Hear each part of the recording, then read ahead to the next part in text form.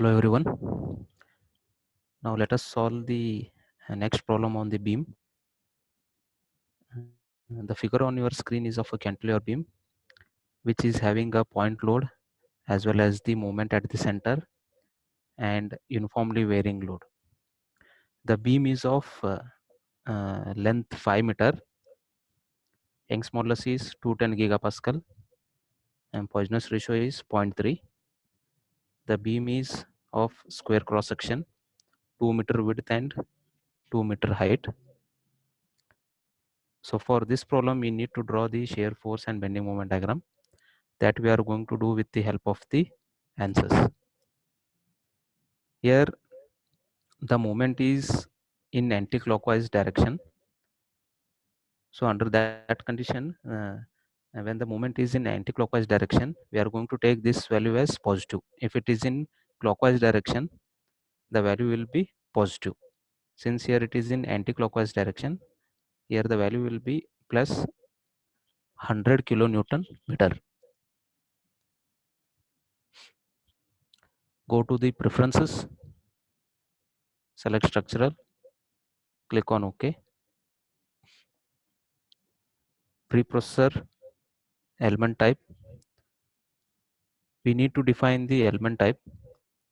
For that, go to the command prompt and type et, comma 1, comma beam 3. Beam 3 is the element type. Press enter. Now we need to define the real constants. Real constants. In order to define the real constants, in the command prompt, we need to type r, comma 1, comma. Next, we need to enter the area of cross-section area of the beam, which is 4 meter square. And next is moment of inertia. For square cross section, the moment of inertia is given by bh cube by 12. So our b is 2 meter, h is 2 meter. So it will be 1.33. And last is we need to enter the height of the beam, which is 2 meter. Press enter. Now next we need to specify the material properties. For that, go to the material properties, material models, structural, linear, elastic, isotropic. Here you enter the Young's modulus, which is 210 gigapascal, 210 into 10 raised to 9, and Poisson ratio is 0.3. Click on OK. Close this. Now we need to create the nodes and we need to create the element between the nodes.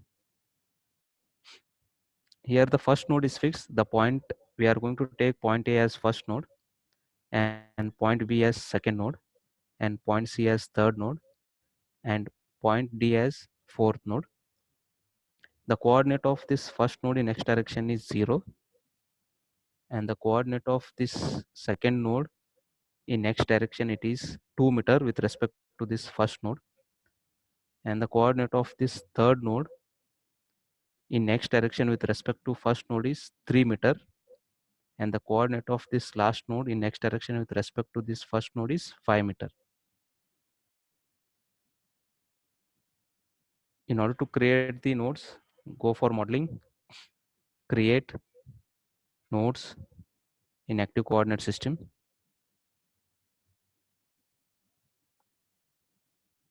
So this is our node 1, node 2, node 3 and node 4. So in order to create first node, we need to give the node number as 1 and enter the value as 0. Click on apply. To create the second, give the node number as 2 and enter the value. It is 2 meter. Click on apply. To create the node 3, give the node number as 3 and value as 3. Click on apply. And to create the fourth node, enter the node number as 4 and enter the value as 5. Click on OK. So here we have 4 nodes. Now we need to create the element between these nodes. To create the elements, go for elements, auto numbered, through nodes, select first and second node, click on apply, select second and third node, click on apply, third and fourth node, click on OK. So after creating the nodes and the elements, now we need to define the boundary conditions. The first node is fixed in all degrees of freedom, and at the second node we have a point load which is acting in downward direction, and we have a movement which is acting in anti-clockwise direction, and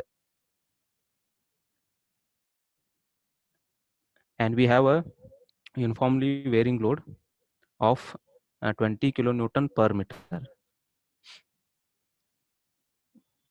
To apply the boundary conditions, go for loads, define loads, apply structural displacement, select on nodes, select first node, click on OK. Since it is fixed in all degrees of freedom, select all DOF and enter the displacement value as 0.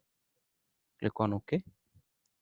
Next is uh, at second node, uh, and there is a point load which is acting in downward direction of 30 kilonewton, and we have a moment which is acting in anti-clockwise direction of 100 kilonewton meter. This anti-clockwise direction is taken as positive. Go for force on nodes, select second node, click on OK. Direction of the force, you select Fi and enter the values minus 30 kilonewton, it is minus 30,000. Click on OK. Next, there in force movement only, you go for on nodes, select this second node, click on OK. Here you select the direction of the force or the movement as mz, moment about z axis, and enter the value as it is 100 kilonewton, 100 into 10 raised to 3. Click on OK. Next is between node 3 and node 4, there is an element. On this element, there is a uniformly varying load of 30 kilonewton per meter. If you consider this element, the element between node 3 and node 4, this is considered as node I, and this is considered as node J. So at node J, the load acting is 0 and it is uniformly varying, and at this particular point at node 3, the load acting is 20 kilonewton per meter. So to apply that uniformly varying load, we need to go to the pressure on beams, select this element, click on OK. Our third node is node I, and our fourth node is node J. So at node J, the load is 0, and at node I, the pressure value at node I is 20 kilonewton, it is 20,000. Click on OK. So here you can see the load applied is uniformly varying load. So after applying the loading conditions, we need to solve this problem. For that, go for solution, solve, current load step, click on OK. Solution is done. So now in order to get the shear force and bending moment diagram, we need to define the element table. For that, go to the general post processor, element type, define table, add, go to the by sequence number, SMIC2, apply, 6, apply, again go to the by sequence number, SMIC 8, apply, and 12, click on OK. So SMIC 2 and 8 is going to give the shear force diagram, 6 and 12 is going to give the bending moment diagram. So in order to get the bending stresses, so for that again we need to define the element table, and to get the bending stresses again we need to go to the by sequence number, and here the element table is ls, we need to select ls, 2, apply, and again go to by sequence number and select ls and enter 5. So this ls 2 and 5 is going to give you the bending stress. Click on OK. Go to the plot results, counter plot, line element results. So to the element table at node I should be SMISC2 and at node J it should be 8 to get the shear force diagram. Click on OK. So this is the shear force diagram.